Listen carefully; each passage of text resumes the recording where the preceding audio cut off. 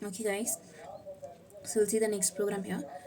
PLSQL program for inserting a row into student table. Okay, so we are having three steps. Let us understand the step by step.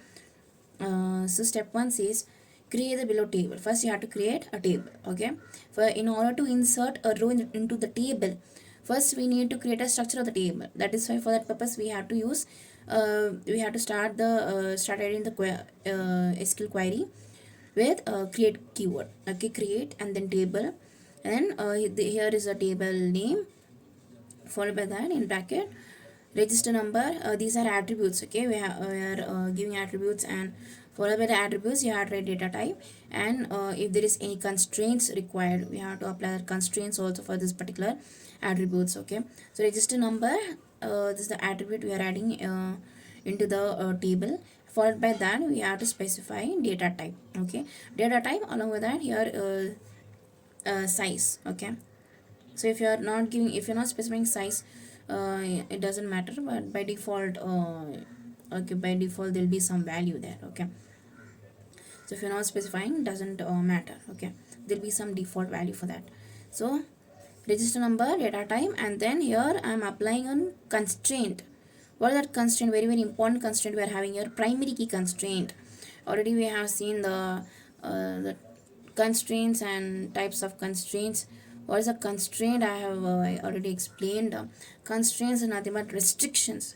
We are applying some restrictions for a particular attributes, or you can also apply some restrictions on more than one attributes also. Okay, so there are various types of restrictions. One type of restriction here is primary key constraint, that is which is nothing but a type of constraint. Okay, so primary key is a constraint which uniquely identifies particular record in a table. Okay, so I have already discussed what is record also in a team previously. Okay, so primary key, they'll ask for Viva, very very important. This is primary key. So what will you say? Primary key is a type of constraint which uniquely identifies particular row or record in a table, right?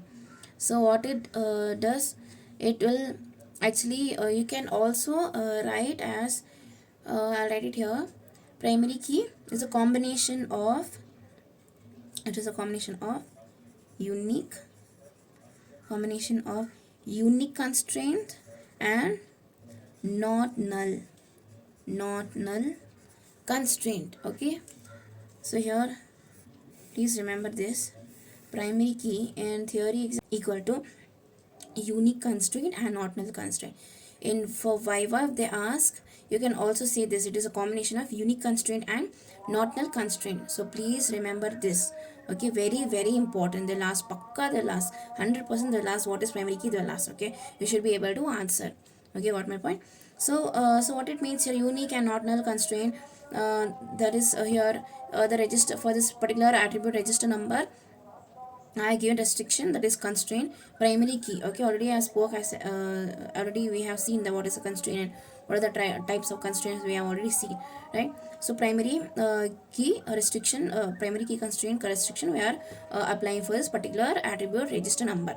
Okay, so so this register number has to be unique and not null. So what it means is, for all the students, for every student, how many ever tuples or how many ever rows are there in the table, like suppose like if there are like around 20 students, all 20 students needs to have different register numbers.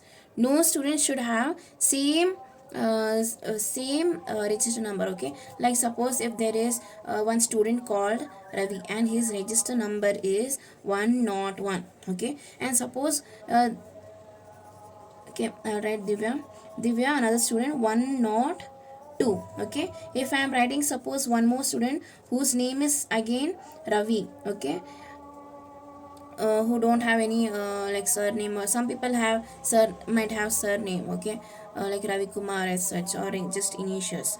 Okay, but sometimes you might observe only like exact same name some people might have, some students might have, right? So suppose if you are giving same register number, okay, 101, then it will be a problem. So it will be very difficult to identify which is who is who. Okay, so it is better to give unique value. Okay, unique register number, that is okay, 103.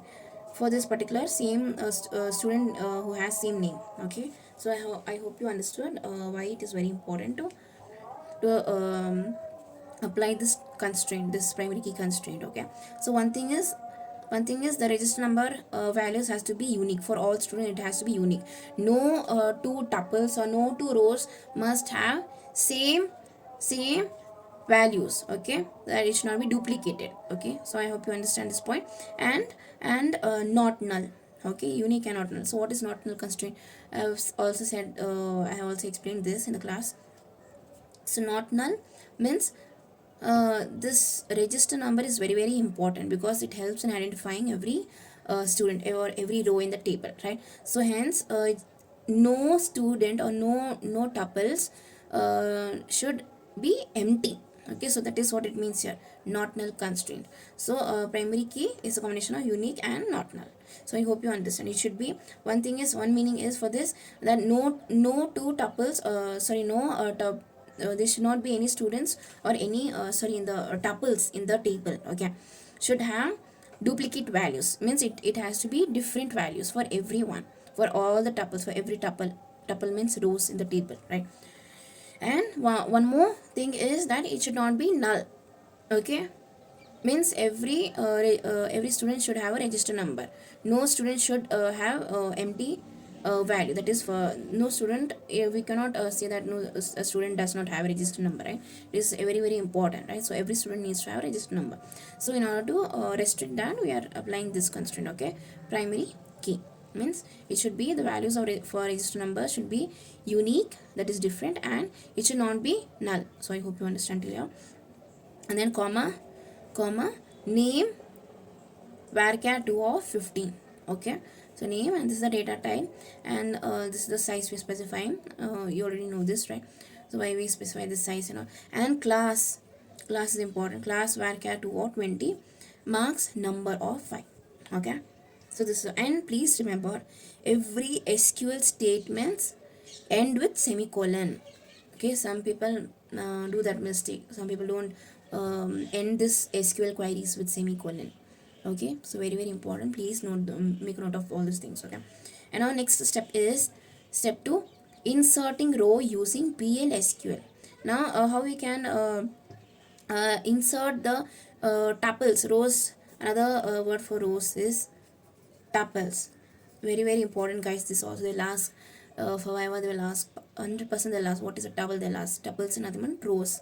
Okay, it is a row in a table. Okay, inserting row using PL/SQL. Now coming back to this, so simple, guys. Just write declare begin, and inside begin just write one SQL statement, that is insert statement. Insert into, you're already familiar with this, already you have executed these queries, right? Insert into student, this is the table name. Student, we have given table name. Okay, and please, one more thing you have to understand and remember is that while creating the table, whatever table name you're giving for when inserting the rows into the table, and whatever statements you're using, that also you'll be using the table, you'll be given the table name. Okay, so please remember this point, where whenever you are using this table name, same table name it has to be in every other SQL statements also, same thing. If you are writing student and then student 1, then it doesn't make any sense, it will not accept. Okay, it will not, your SQL statements will not be executed.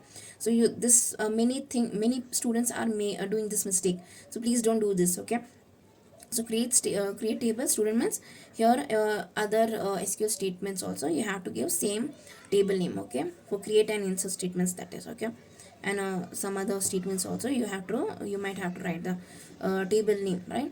So insert into student, and for entering the values we are writing same thing. We are writing register number, comma name, comma class, comma marks. Okay, and then space values we are according to this, we are inserting the values 101, register number 101, comma anaga. Okay, so name we are writing anaga. For name data type we are given varchar, so this name has to be strings has to be encoded with single quotes. Okay, and then comma this class PUC second year. This also has to be because this is string. Okay, for strings you have to enclose it with single quotes, and comma 98. Okay, that is nothing but marks here.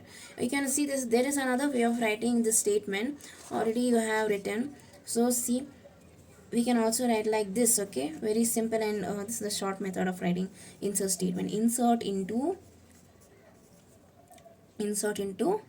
table name. Here is student, table name student, values.